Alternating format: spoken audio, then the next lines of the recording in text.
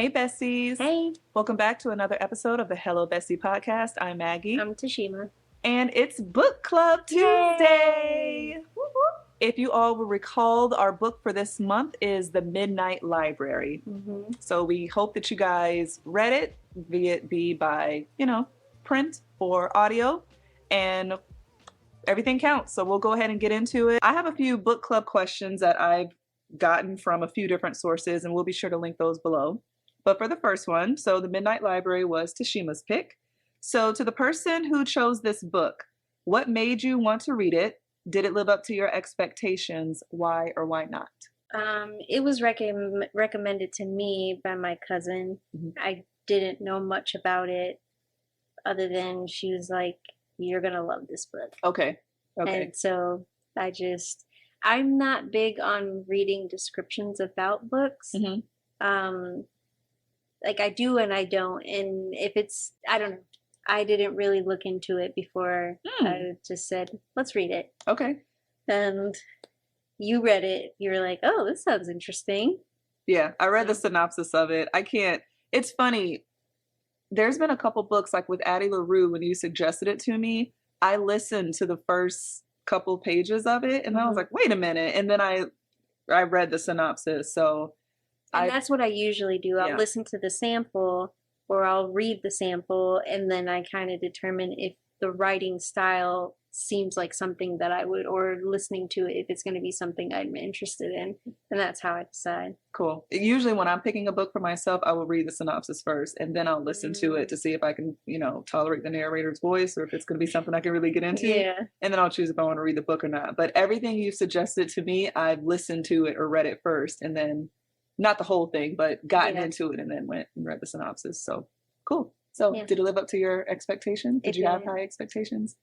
I had no expectations. I guess my cousin said it was going to be a great book, but it's always a matter of perspective. It is. So I try to keep my expectations very low when it comes to stuff like that.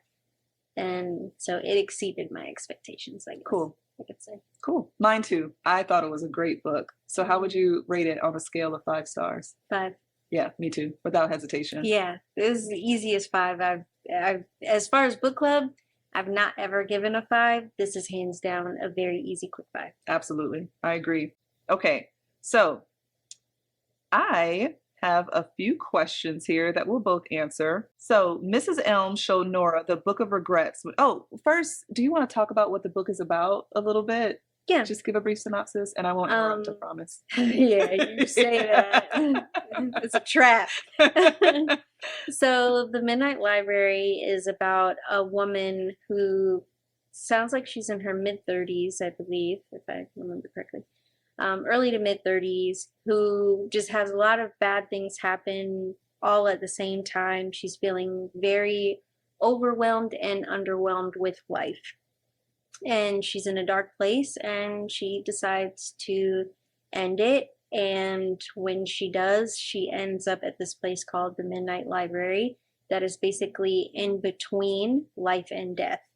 And she has the opportunity to try out different lives and see if there is an alternate life that she would prefer to the one that she's currently living. So there's a lot of philosophical references within the book. So it has a lot to do with like quantum physics and stuff like that. But it's not nerdy or sciencey. Right. It's, fiction. Yeah, a good balance. That's a really, really good description of it. Thank you. Yeah, very nice. Okay, so Mrs. Elm showed Nora the Book of Regrets. So every book in the library... We will get there. Bear with her. Every book in the library represents an opportunity, a life she could have chosen for herself. And the heaviest book in the library is the Book of Regrets. So Mrs. Elm showed Nora the Book of Regrets when she first entered the library, and Nora was overwhelmed by it when she first looked in. But as she experienced more and more lives, her list of regrets began to fade away.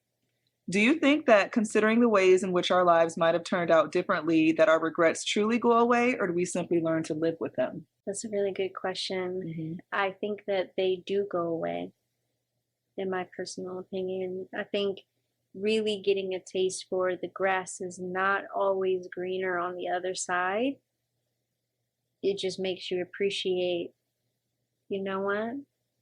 This is okay, because this is better than that. Yeah. And then with that being said, I think that you no longer have the regret for this other thing. Yeah. Does that make sense? It does. Okay. I agree to an extent. I think it depends on the type of regret. Mm. Like for a regret that you can go back and, or not necessarily go back, but you can, okay, I always wanted to do this when I was younger and I never did it. You still have an opportunity to go and do that. So once you do that thing, now you can wipe that away because you've done it. Right. But if it's something like with someone who's passed away or whatever, like those types of things, you just have to learn to live with them. Right. You can never go back and undo like when those. she was asking, well, I want to go to the life where my mom doesn't die. And Mrs. Elm was like, that's not an option because this is your path. This is about your choices. So in that regard, I get what you're saying. Yeah. You know, there's a limit. Like, yeah, to- there's nothing you could have done differently to extend your mom's life Right. past where that was. So as the story progresses, Nora finds herself in lives that she could be more satisfied with than others that proved more difficult. Do you think you would be able to live as an alternate version of yourself? Would you want to? In the beginning, it sounded amazing. And I was slightly envious of Nora for having the opportunity to do all of these different things. But then as we were going through the different lives, there is always a give and take. And for every life that she tried, there was also something very valuable to her that she then lost. You know, like the butterfly effect. You just change this one little thing and it has a domino effect and everything just starts changing after. And I just, by the end of it, I realized there is no book in my midnight library that would allow me to have the life that I have with my children. Mm-hmm. And for that, I wouldn't trade places with any other alternate life. Yeah. I agree. I don't think I would trade places with an alternate life. I think the whole goal of the book is to be happy with what you have and understand you could have done this and this and that, but no life is free of pain. Right. No life is free of sorrow. Mm-hmm. She had the opportunity to pick and choose. We don't all have that choice. We just have to learn that our paths brought, like, we made every decision that we made for a reason, and we are exactly where we're meant to be. Mm-hmm. And you're happier once you can believe that and just, you know, subscribe to that. Which one of her different lives did you find most interesting? Interesting? I don't know if I would really use the word interesting, but the one that I wanted for her the most was her last. With Ash and Molly. Yeah, I wanted that life for her so bad. I almost thought she was going to get stuck as a glaciologist. Yeah. I was like, Jesus, why is she here so long? You know, when she just wasn't regretting anything and she just kept staying there. So I guess as far as interesting, that one probably was interesting. I thought it was going to take a bit of a turn when she met the guy Hugo.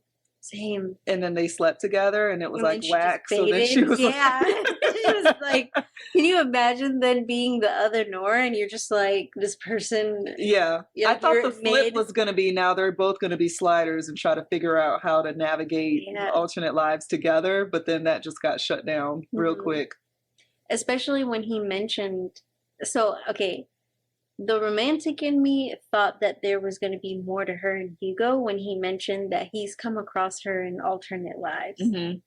And so I was thinking, oh my gosh, you know, like maybe this is her person. This is amazing. Yeah. And then I'm like, but that sucks to have met him here because neither one of you could go back to your midnight libraries, but then like pick better circumstances. Yeah. So his was a video store. Yeah. Yeah.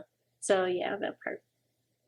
I liked, okay, so just for me and what I've been through initially, I thought that the swimming one was cool when she, you know, because she had been training for this and now you're an Olympic gold medalist and you're hearing the voice of your dead dad on the phone. And then when it was like he asked to FaceTime her, I was like, FaceTime him, you get to see him again. But I can understand how that could be overwhelming for her, but I was still like, FaceTime him, see him. And then as you go on to progress to find out that he cheated on the mom, and then the mom died alone and died sooner than she would have, then it's like, man, the rock star one too, I thought she was almost like addressing a fear that she had, because she left the band because she was afraid of the attention and just having her on the stage and doing her thing. But can you imagine just being thrust into a concert and you don't know any of the songs that you're about to play? Like, that had to have been crazy. But then she found out about her brother, and how she found out about her brother on the podcast was like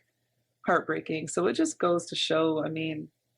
And that's when I started picking up, wow, every single one, she's just losing stuff. Yeah. Left and right. And there just is no life where it all exists in the way that, you know, everybody's just alive and happy and well. And, you know, like her friend getting in the car accident. That was super sad too. Yeah, there's just so much stuff. And all of these things only existed in the way that she wanted and remembered in her root life. Yeah, I got sad when she first, I don't know if it was the first, it was one of the first ones that she picked, and she's like, I want to go back to a life where her cat didn't die. Oh, yeah. And then she looked under the bed, and I was kind of like, dang, Miss Elm, like, separate for the okie doke on that. Yeah, she's like looking everywhere for a cat. I was like, wow, that got dark. Like, she was there for like 5 minutes. Right. Yeah, Miss Elm she was a little savage. She was a little savage. You know what I also found interesting is when her and Mrs. Elm were playing chess at the end. Oh. And just really find out that she has her own book of regrets too. Yeah. She's like, you know, I wasn't a good wife, and I wasn't the greatest mom. You're just like, damn. Yeah. That book of regrets hit me like a brick. Yeah. Like, it messed me up. When she said how Nora reacted to it, and that she didn't open it again until Miss Elm was like, it's okay. And then she could see one, like, basically disintegrating from birth. Like, wow. The heaviest book in the whole library. Mine has got to be like a series, if that's the case. There's no way. Not even in my wildest imagination could there probably be a book big enough for all my regrets from my whole life. Like, reading that book really got me in my feelings of like, control what you can control, and tomorrow isn't promised, and do your best to erase as many regrets as you can. Right. You know? Like, it's not too late to do some of the things that you wish that you could have done. Like, yeah, okay, in her 30s, she's not going to be an Olympic swimmer. She's not going to be a rock star. But mending the relationships that were affected by these decisions, that's something that you can do. Absolutely. And she got to see it, though. Like, that is the great gift of this book. All of us don't, like, we're not going to have that opportunity to go in.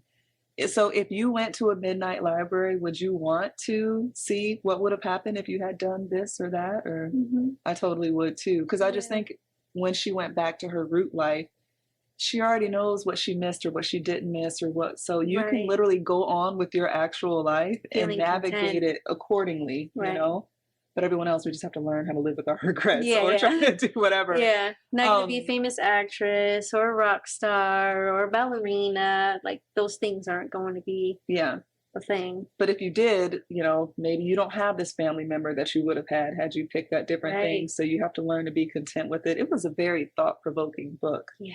Extremely thought-provoking. Yes. And also, I like that they didn't just tidy it up in this very, and then she asked Ash out for coffee and everything was amazing and they lived happily ever after. And she did have a baby named Molly. You know, I like that it was like, no, she still had money problems and she's trying to pick herself up and, you know, like, she's got a lot of work to do. This isn't going to happen overnight. And that is the part that I appreciated the most. That made it more relatable. I really appreciated too that when she went back to her root life, she woke up extremely sick. Because remember the reason that she got to the midnight library because she took a bunch of pills. Right. And her like stumbling to her neighbor's house and saying, I did something Covered really in stupid. vomit. Yeah, I did Yeah. something really stupid. I need you to call 911. And then, like, that was very realistic to me. Mm-hmm. She doesn't get to just wake back up in her bed with this new profound Right. experience and just, Birds are singing and chirping. Yeah. No, it was pouring rain. She's covered in vomit. yeah, She looks a mess. yeah. She's literally in the process of having an overdose. Yeah, she feels like she's dying. Yeah, gets Mhm. rushed to the hospital. So that felt very realistic. And then something too, like, this is going to get dark and I don't know what we can say and what we can't say, but people who are thinking of ending it, Mm-hmm. and we aren't clearly, but I just think this book is great for something like that. If her following day in the hospital doesn't show you how much difference 24 hours makes, because before she did what she did, she sent her brother a voicemail. And in her root life, her and her brother hadn't talked in a really long time. She thought he was mad at her for deciding to leave the band. And she hadn't talked to her best friend in a long time. She thought her best friend was upset with her about not moving to Australia. She sends a friend a text message, sees that the friend read the message but just didn't respond, which put her even more in her feelings. Mm. And the following day, her brother comes to the hospital, apologizes, says he's sorry for being distant. And then her friend texts her, I'm so sorry I didn't get back to you yesterday. But I'm just like, wow, like if you just wait and just see what's going to happen, just see what tomorrow brings. That was like, And how much we jump to conclusions. yeah. You know, yes, she may have seen it, but like even you said, like you weren't able to turn off your read receipts, and sometimes you see it on your watch, or you see it, but you can't necessarily Right. respond at that time. But it says that you read it, but it's like I didn't actually. Yeah. It's just a notification. And I'm not ignoring you. Like if Right. I came up while I'm driving or I'm, you know what I mean? There's like, a million reasons. Exactly. But then the other person then gets in their head about whatever they think is happening. Right. Oh, she read it, but she's not responding, so maybe she doesn't want to talk to me. No, I just couldn't right then at that time. Yeah. You know, and Yeah. just like you said, the difference that just 24 hours could make. Yeah. And then it said that her brother, I think, had called her back or something, like less than an hour after she did what she did. Mm-hmm. It's just like, He's like, you're all the family that I have. Yeah. Yeah. So the whole her marrying the ex-boyfriend and the whole pub situation. I like that. I like that one being a very first one. Like, what would have happened if I married him? Mm-hmm. So she can clearly see I did the right thing. Yeah. He's cheating on her and drinking as much as I knew that he was going to. Yep. That I just made excuses and acted like I didn't see. And then just realizing you have to live your life for you. Mm-hmm. Because she's like, I almost made his dream of moving and opening a pub my dream. Yeah. My dad wanted me to be an Olympic swimmer. Like I made that my dream. So. And the same with being in the band was her brother's dream. Yep. And going to Australia was her friend's dream. Mm-hmm. You know, and the glaciology thing was kind of sort of hers, but influenced by the, you know, Mrs. Elm. And, you know, she just got to the point where, who am I? I think that was the only thing, I'm not going to say that I didn't like about the book, because I felt like all the characters were developed very well, especially Nora. I wish she had a goal for herself.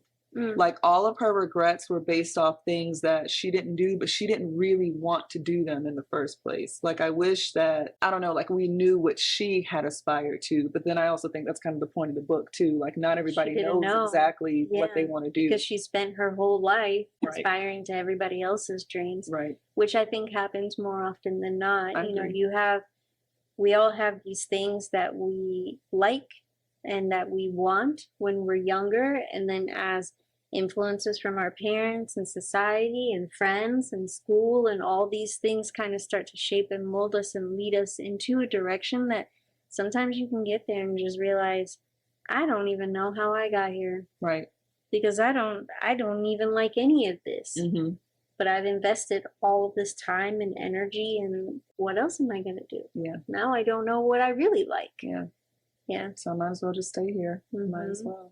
Yeah. Such a good book. It was a good book. I really appreciated all the alternative and just little like tidbits where she had the life where she was living in a winery with the Mexican guy. Yeah. And then later on in the book, she's at her brother's house and then picks up a bottle of that wine and looks on the back and sees that he's married to a different woman. So it was just to see what happened in her own life, but then just all the little tidbits and dynamics of what happened in other people's lives. Like Dylan, the dog guy, Yeah. and all these things that were slightly interconnected, and just something as simple as, well, if I did live in this picture perfect life, I would have never been here. Like, this store would have closed. This, you know, this person would have never played piano and then gotten in trouble. Like, there's just so many different things. That was sad. I almost like was glad that that happened for her though, because these occurrences would keep happening where she realized that her root life did have meaning, you know? Yeah. I just was so sad when she had to leave. Like, I know she really wanted that life. Yeah. But I mean, I guess in my head, I hope that she gets something. Me too. You know, because I think for somebody who wanted a child but just wasn't ever really sure, to have a taste of life with a child, to then go back to a life where that may not be an option, that would make me sad. Yeah. Like, I could see where that would just start to, you know, take me back there, because that clearly was a very important piece to her. She was so fixated on, like, this isn't my life, this isn't my life. And I guess in terms of the book, I think it was a little flawed to have her just come in with clean slate and not know anything. Like, I would have wanted her to have something. Yeah, it's very difficult. But that life was also the first one where she said, you know, so this person called me out for lunch, and then when I went to lunch, I actually like recognized the person. She started to feel a long right, time. yeah, a very long time. A lot of fumbling, you know, just it is hard just to be thrust into a life. And I don't know, when Hugo saw her, he's like, oh, I know that look. I know what it's like to be completely threatened. And then people are telling her things that she did yesterday. Yeah, like that's, I don't know. It's a phenomenal book, and it definitely has put things into perspective. I think anybody who is feeling like they're stuck in a rut, like life just really isn't what they want it to be, or they have a book of regrets, this is just such a great book to read and just put things into perspective. If you could do it all over again and have all those things, knowing, you know, there's a strong possibility you're not going to have the husband that you have now, or all, you know, all of you're these going to have to things. Sacrifice something else, and you don't know what it's going to be. It just really makes you say, ugh, it's tempting, but no, what I have in my root life is worth me saying, fuck the book of regrets. Right. I love the part with her brother when they're in the Uber after the hospital. He's like, oh, I just met this guy, because in multiple alternative lives, he still had the same husband. Yeah. And this was him basically, oh yeah, there's this guy. I don't know if he's into me though. She's like, oh no, he's into you. Like, just trust me, kind of thing. So I don't know. I just felt like, what power to be able to come back to your root life, and you know for sure that you made the right decisions. You just have to navigate life from where you are right now and figure it out. And like you said, I like that they didn't button it up with her and Ash, but I did like the idea of her seeing him and just hoping he's happy, you know, and maybe I'll ask him out to coffee, maybe not, who knows, like I can choose. So and for now, I'm just going to focus on me, and I loved that about the book. Like, everything doesn't have to have a Hollywood spin. It doesn't, but it ended, I found the ending very satisfying, personally. Same. Yeah, I thought it was good. So yeah, the Midnight Library, great pick. This is going to be hard to pick. Yeah, because it's like one of those, like I think you said your cousin called it life-changing. It is one of those books that makes you think about things differently. I spent so much time and thought after reading this book, which then led me to the next book I read, which like put me all the way in my feelings. Yeah, you were like, I was crying. Super intense. So really, really good pick. Thank you for suggesting this. I'm glad that we read it. Same.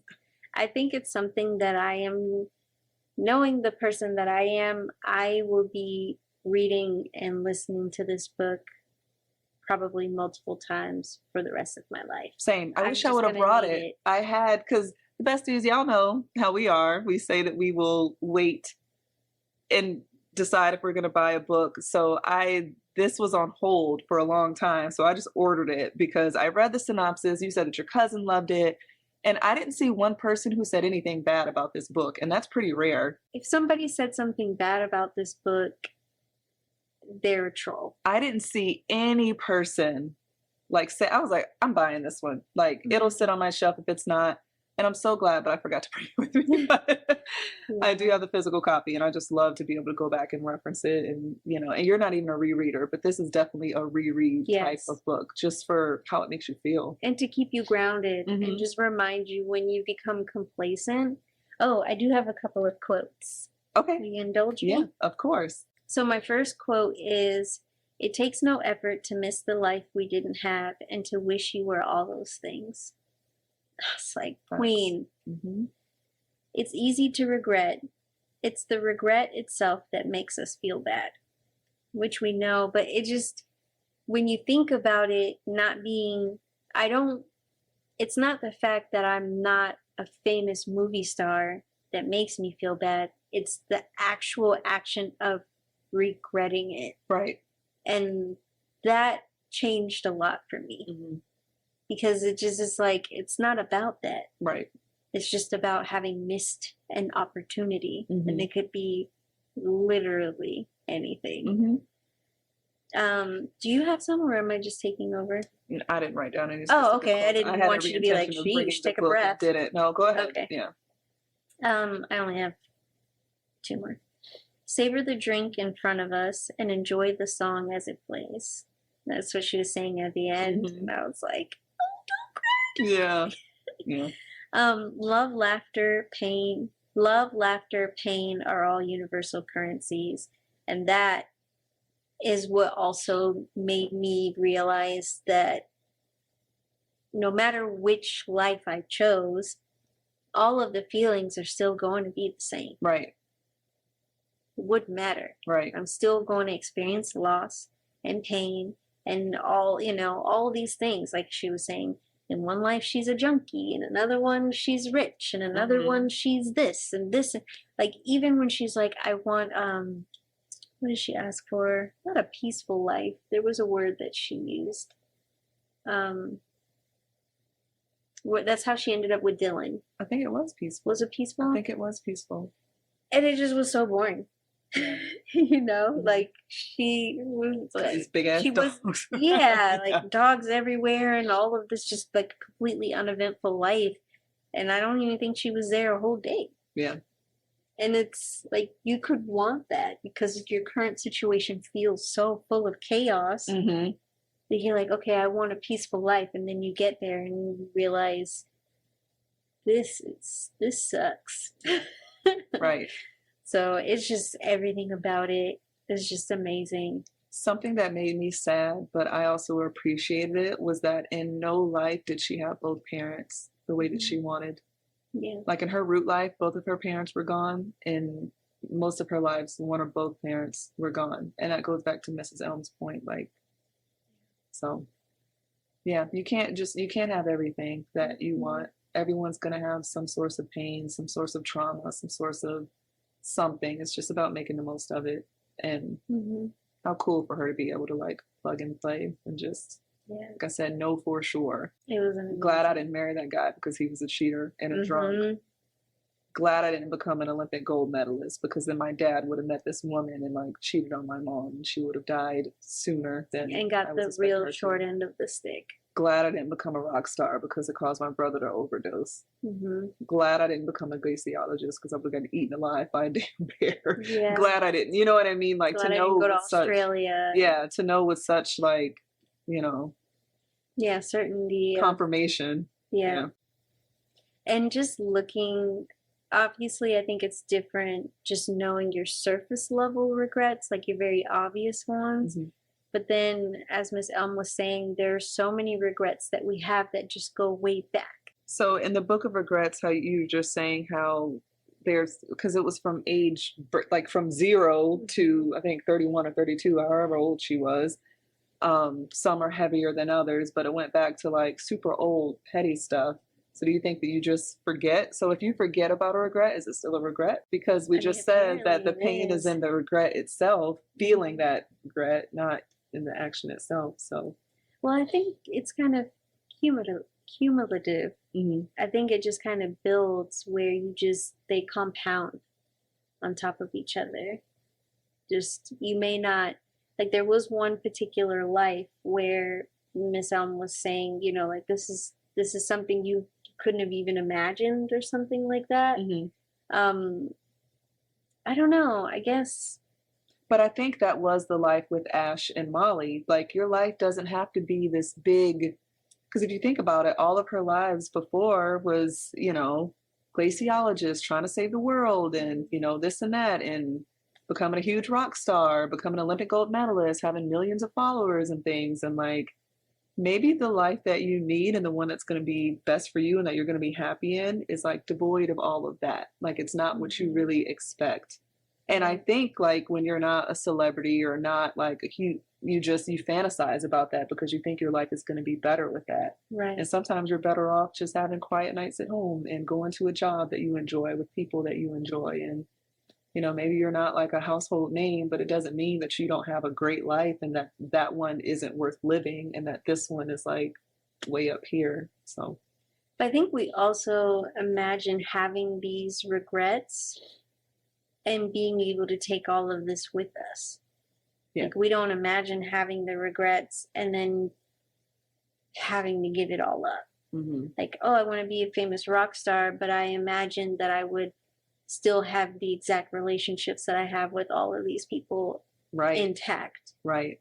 And that's where that sacrifice started coming in. No, you can be a famous rock star and you can do what your brother wanted to, but he has his own path. And in this one, he made different choices. So, yeah, this just, it was deep. It was moving. It was an incredible book. And I don't think, like, this will definitely go with, like, buy yourself a fucking release. Yeah. Like, this goes on the shelf of things that just need to be recommended to everybody, shouted from the rooftops. I agree. You just have to read these books, and they in some way are going to change your life. I agree. Perspective. 5 stars. Yeah. Yeah. 10 out of 10. 10 out of 10. Do you want to tell everybody what we're reading next? All right, besties, thank you guys for joining us. So next month, we are going to be reading The Housemaid by Freida McFadden. So be sure to put that on hold, pick it up. If you want to buy it, go right ahead. You know, however you want to consume it, go right ahead. But we really enjoyed the Midnight Library. We really enjoyed discussing it. We hope you guys did too. If you haven't finished it, what are you waiting for? Read it. Listen to it however you can. Do it. Don't wait another second. Absolutely. And we're not getting anything. Like, this isn't like a commission thing. This is just, you need to read this book. It's amazing.